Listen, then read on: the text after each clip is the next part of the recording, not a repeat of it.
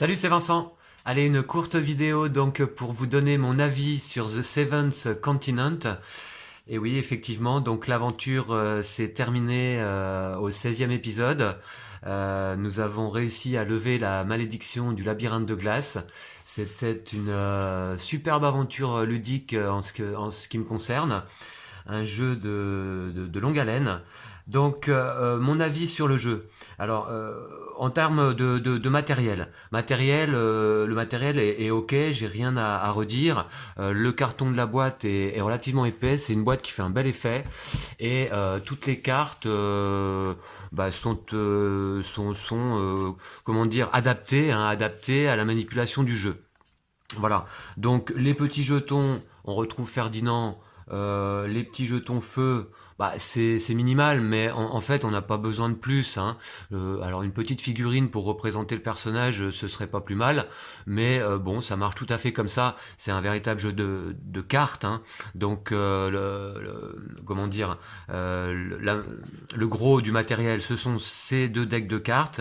J'ai ici moi la boîte de base, hein, aussi il faut dire, hein. J'ai aucun ajout là par rapport à une boîte de base. Donc je sais que dans certaines versions du jeu, il y a justement des figurines, des standees.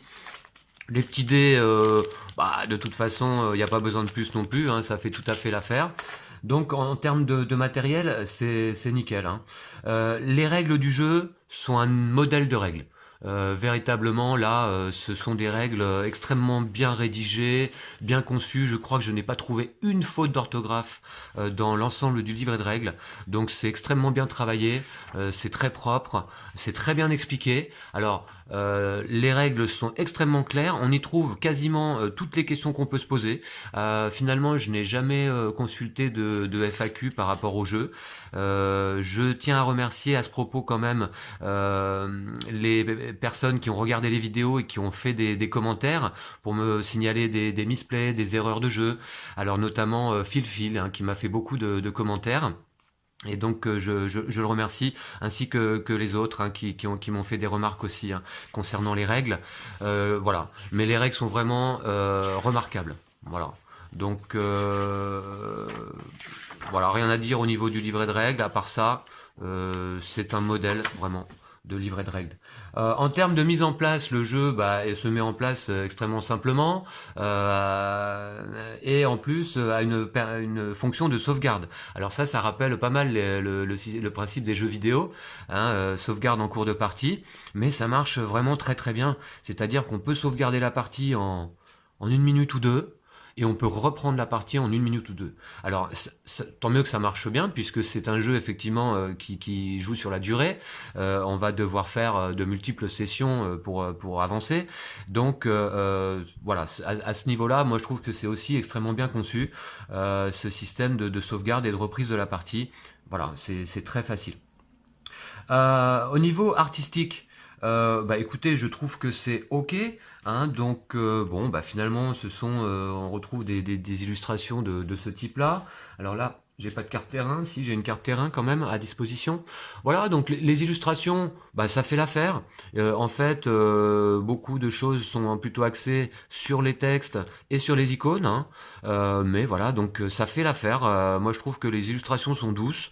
Voilà, voilà, donc je pense que et puis le fait de regarder les cartes de près quand on cherche un numéro caché, je sais pas, mais ça facilite l'immersion. Donc on a toujours le nez penché sur les cartes terrain, et donc finalement, voilà, on est vraiment dans le décor, hein.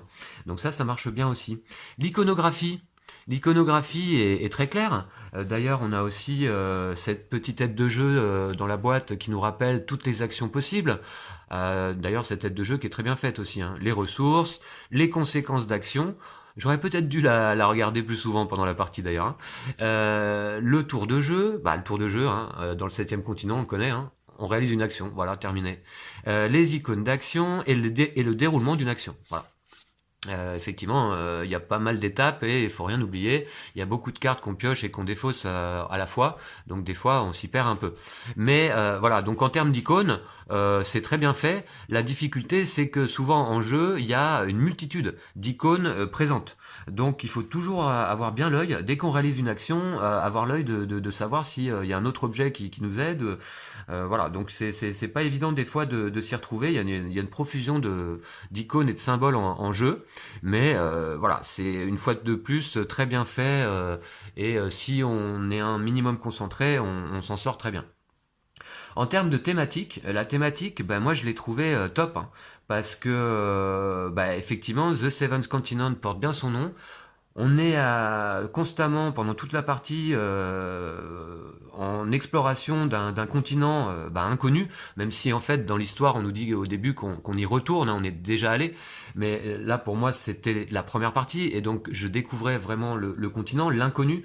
Il y a un sentiment comme ça de découverte constant pendant le jeu et c'est un véritable jeu de survie, hein, un véritable jeu de survie, d'orientation. Voilà, donc la thématique pour moi du septième continent, de l'exploration et de la survie, bah, est tout à fait bien représentée dans le jeu, hein. C'est le cœur du jeu, hein. Alors en termes de gameplay, de mécanique, bah, c'est à nouveau très simple à prendre en main, hein. Un tour, une action. Voilà, un tour, une action. Alors, ce qui peut créer d'ailleurs un peu de répétitivité, hein. Répétitivité dans les actions, à chaque fois qu'on doit aller chasser, parce que notre deck d'énergie se vide constamment, donc on doit régulièrement aller chasser, puis se nourrir. J'ai trouvé ça un petit peu fastidieux, hein, l'ensemble de ces deux opérations, chasse plus l'action de manger. Voilà, ça je pense que ça aurait pu être plus direct quoi, hein, dans le jeu. Mais bon, encore une fois, ça marche bien aussi, hein. On trouve une source de chasse dans un buisson, dans un fourré, et puis hop, on peut chasser. Mettre autant de cartes que l'on souhaite dans la chasse, la plupart du temps, hein, et puis essayer de récupérer le maximum d'aliments. D'ailleurs, j'ai fait quelques fois des erreurs en récupérant trop d'aliments ou pas assez, enfin. Bon. Donc, c'est un jeu qui est axé sur la prise de risque et la gestion de l'énergie, hein, surtout, hein. Donc, voilà, la gestion de notre deck de cartes d'énergie. Et voilà, c'est surtout à chaque action, savoir est-ce qu'on prend, comment dire, qu'est-ce qu'on dépense comme énergie, qu'est-ce qu'on se permet de dépenser comme énergie pour effectuer cette action. Est-ce qu'on tire 2 cartes, 3 cartes, 4 cartes? Voilà. Est-ce qu'on veut se donner une chance de réussir cette action véritablement ou non? Voilà. Les questions, elles sont surtout à ce niveau-là, pendant le jeu. Bon, tout de même, pendant la partie, j'ai ressenti souvent une grande tension. Parfois même un stress, hein. J'ai quelquefois transpiré un peu. On est beaucoup dans l'attente aussi, dans le doute. On ne sait jamais si on va sur le bon chemin. Mais c'est un sentiment qui est pas désagréable non plus, hein. Il faut l'accepter comme ça et savoir que le septième continent, bah, c'est comme ça. On, Cela dit, voilà, on a toujours envie de connaître la suite. Voilà. Entre chaque épisode, à chaque fois que j'ai fait une sauvegarde, à chaque fois que j'ai fait une interruption de partie, j'avais toujours vraiment envie de savoir ce qui allait se passer. J'avais surtout envie d'arriver enfin au bout du chemin, de découvrir le labyrinthe de glace et puis de lever la malédiction. Mais en tout cas, voilà, cette envie constante, et ça c'est plutôt bon signe, je pense, hein, sur le plaisir du jeu. Alors, c'est un jeu finalement très original, je trouve, hein, qui me rappelle pas mal les livres dont vous êtes le héros, hein. Donc, on est renvoyé constamment à un numéro par rapport aux choix et aux actions que l'on effectue. Donc, ça reprend ce système, mais adapté avec des cartes plutôt qu'un livre. Et ça marche très bien. Je dis que c'est original parce que moi, dans ma ludothèque actuellement, je vois pas d'autres jeux comme celui-ci.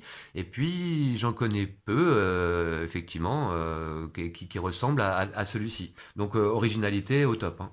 La rejouabilité bah, du jeu, ça, quasiment inexistante. Quand on a terminé une malédiction, je me vois mal la rejouer. En tout cas, avant un certain délai, parce que bon là, par exemple, le labyrinthe de glace. Bon, bah maintenant, je sais qu'il faut aller vers le nord. Je connais ce que c'est que le labyrinthe de glace, la navigation. Voilà. Bon, cela dit, donc, j'ai déjà une autre malédiction à lever qui s'appelle le sanctuaire interdit. Donc ça promet une autre grande aventure éventuellement. Et puis, donc ça, c'était les deux malédictions que je m'étais procuré séparément du jeu de base. Mais on a aussi dans le jeu de base la déesse vorace, l'offrande au gardien, et puis, alors le sanctuaire interdit, c'est en plus, et la traque sanguinaire. Voilà, donc il me reste là 4 malédictions, vous imaginez, 4 malédictions multipliées par, je ne sais pas, 10 heures ou 15 heures de jeu à chaque fois. Bon, ça fait quand même quelques heures de jeu en perspective. Donc voilà, mais en termes de rejouabilité d'une malédiction, je pense que c'est quasiment nul, hein. À moins d'y rejouer 2 ans, 3 ans, 5 ans ou 10 ans plus tard, à ce moment-là, on n'aura plus de souvenirs de la malédiction en question. Alors la difficulté du jeu, bah, je l'ai trouvé finalement assez moyenne parce que bah, vous voyez, j'ai réussi ma première partie, hein, voilà, sans expérience, j'ai réussi quand même à aller au bout. Bon, comme je vous disais, c'est surtout en termes de gestion du deck d'énergie qu'il faut se concentrer ses efforts. Mais sinon, à part ça, et puis essayer de doser le risque nécessaire à chaque action. Mais sinon, bon, la difficulté, c'est aussi justement dans le doute et l'incertitude et comment dire l'inconnu, parce que ça, c'est sûr que bon, moi, j'ai suivi mon instinct dès le départ et puis l'indice d'aller au nord. Je pense que bah, ça s'est avéré être une bonne chose. Mais si vous passez à côté de cet indice, vous pouvez passer, à mon avis, des heures et des heures et des heures à visiter le continent sans jamais trouver votre issue, quoi, hein. Alors, il faut voir aussi au niveau de la difficulté avec d'autres scénarios. Voilà, le labyrinthe de glace est censé être de difficulté moyenne. Donc ben, j'essaierai un autre scénario de toute façon, un autre jour, et puis on verra ce que ça donne. En conclusion, bah écoutez, moi je trouve que The Seventh Continent est un excellent jeu, notamment en solo. Alors je n'ai pas joué à plusieurs, mais je m'aperçois en ayant joué toute une partie là que c'est véritablement certainement un vrai jeu solo. Je vois pas bien ce que pourrait apporter un deuxième joueur, sauf en termes d'aspect coopératif, discussion, qu'est-ce qu'on fait, est-ce que tu es d'accord pour faire ci, etc. Donc ça c'est toujours très très bon, hein, pendant les parties coopératives. Mais là, sur le septième continent, à mon avis, c'est un pur jeu solo. Et un excellent jeu solo. Là, si on veut avoir des émotions ludiques sur une longue et grande partie, alors bah, on peut se lancer sans problème, hein. En défaut, moi je trouve du coup la répétition, hein, le jeu est un petit peu répétitif quand même. Euh, comment dire, j'aurais aimé plus de diversité, un petit peu peut-être dans l'aventure, c'est-à-dire peut-être plus d'aspect narratif aussi, peut-être plus de rencontres. Finalement, là, pendant toute la partie, on a rencontré, je ne sais plus, alors à part la vieille chamane de la fin, est-ce qu'on avait rencontré une autre personne sur le chemin? Je ne sais plus bien, mais non, on est resté quasiment seul toute la durée de la partie. On a évidemment croisé beaucoup d'animaux, il y a une faune et une flore importantes là sur le septième continent. Mais en termes de personnages, d'histoire, j'ai trouvé ça un peu léger. J'aurais aimé un peu plus d'aspect narratif peut-être et un peu plus d'histoire pour nous guider, hein, et de rencontres différentes, un peu plus de variabilité dans les effets de jeu.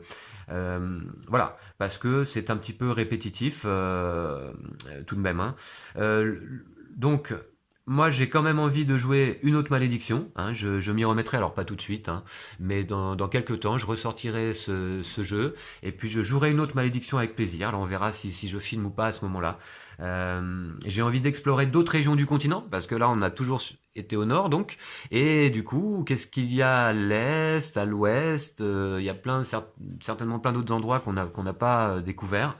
Voilà. Et puis surtout refaire une partie avec maintenant l'expérience acquise sur le jeu, ce qui me permettra certainement de faire une partie beaucoup plus fluide et comment dire de faire moins de misplay aussi. Voilà. Donc et puis je jouerai certainement d'une autre manière. Et puis là au fur et à mesure, c'est dommage, il m'a fallu 16 épisodes pour j'ai l'impression assimiler l'ensemble des petits points et détails de règles. Voilà. Donc c'est un jeu très spécial aussi, hein, par son gameplay, justement, par sa durée, hein. Donc ça, je pense pas qu'il plaira à tout le monde. Voilà. Mais pour moi, c'est une excellente découverte, un super jeu solo. Et voilà. Donc on se rappelle qu'on a vécu une grande aventure donc avec Ferdinand qui nous a mené jusqu'à la vieille chamane, hein, qui a levé enfin notre malédiction. Alors, j'avais envie de revenir sur quelques cartes objets qui nous ont été particulièrement utiles pendant l'aventure. Ces cartes-là ont été indispensables, notamment les raquettes pour traverser toutes les régions neigeuses, hein. Les raquettes et le bâton de marche hein, pour se déplacer, parce que ça c'est une des difficultés aussi du jeu. Le déplacement, il faut gérer aussi son énergie pour pouvoir avancer. La masse et le piège assommoir, qui ont été extrêmement utiles aussi pour toutes les actions de chasse et à chaque fois qu'on rencontrait un animal dangereux. Voilà. Et puis la corde, qui a été extrêmement utile aussi, je trouve, en plus de la pelle. Notamment, je me souviens quand on a fait l'ascension de cette immense falaise, hein. Voilà. Donc ça, c'est des cartes très utiles. On a également ces cartes-là qui m'ont beaucoup servi. Un homme averti en vaut deux, qui rapporte un succès immédiat. Ce souvenir, qui est une carte géniale, puisque ça permet gratuitement d'aller chercher une carte compétence dans la défausse et de la prendre dans notre main. Et du coup, ça combotte à fond avec l'eau connaît le chemin. Cette carte-là que j'adore. Alors, qui permet gratuitement de faire une action de déplacement avant de défausser cette carte. Donc là, ça permet de gagner beaucoup d'énergie et de temps, hein. Celle-ci également qui permet de gagner beaucoup de temps et d'énergie, itinéraire alternatif. Alors c'est pas gratuit, il faut un succès, mais ça permet de défausser une carte exploration adjacente à la carte terrain où on est, même si elle avait déjà été retournée. Donc des fois, ça permet d'éviter, d'esquiver certaines comment dire, aventures trop risquées ou délicates, quoi, hein. Voilà, donc ces cartes-là qui nous ont beaucoup servi. Et puis on se souvient donc de certains épisodes où on avait croisé un corps qui gisait dans l'herbe.